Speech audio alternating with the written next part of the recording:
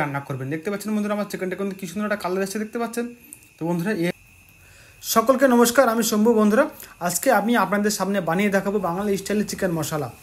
তো আমি কীভাবে বানাচ্ছি না বানাচ্ছি আপনারা বিষয়টা পুরো দেখেন, দেখলে বুঝতে পারবেন। তো বন্ধুরা চলো কথা না বাড়িয়ে আমি চিকেন মশলা বানানো চালু করে দিই।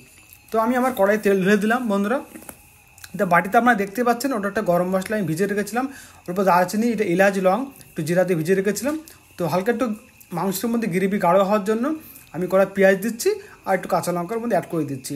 তো ওটাকে আমি পিষে আমি সাইড রাখবো। তো বন্ধুরা আমি কী কী নিয়েছি একবার দেখে নেন। ওটা হচ্ছে বন্ধুরা আদা রসুন আমার পেস্ট, আর 2 পিস 3 পিস কাঁচা আলু আমি কেটে রেখেছি। তো বন্ধুরা ওটাই মাংসের মধ্যে আমি অ্যাড করবো।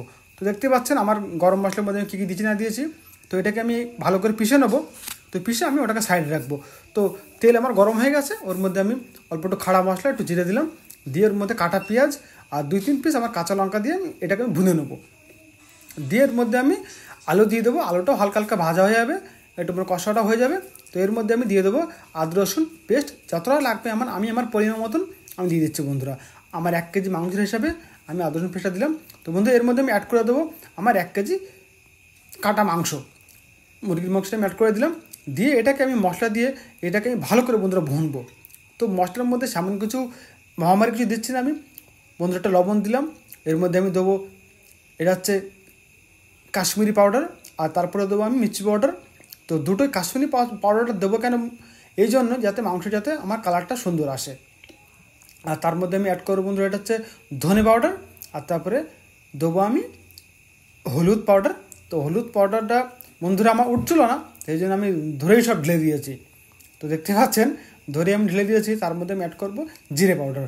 বাস, জিরে পাউডার দেওয়ার পর আমি চিকেনটাকে ভালো করে আমি কষিয়ে নেবো। তো চিকেনটাকে ভালো করে কষিয়ে নেবো। দেখতে পাচ্ছেন আমি চিকেনটাকে কষাচ্ছি।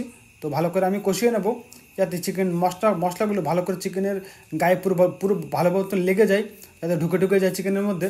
তো আমি চিকেনটা দেখতে পাচ্ছেন আমার মশলা ম্যারিনেট করা প্রায় হয়ে গেছে আমার চিকেনটা। তো ভালো করে এর মধ্যে আমি অ্যাড করে দেবো বন্ধু, যেই আমি গরম মশলা আমি পিষে রেখেছিলাম সেই গরম মশলাটা আমি এর মধ্যে অ্যাড করে দেবো। আর এর মধ্যে ওটাকে আমি গরম মশলার জল ধুয়ে আমি রেখে দেবো। বুঝতে পারছেন আমার গরম কিন্তু কষানো হয়ে গেছে, জলটাও আমার ছেড়েছিল, ওই জল অ্যাড করে দিলাম।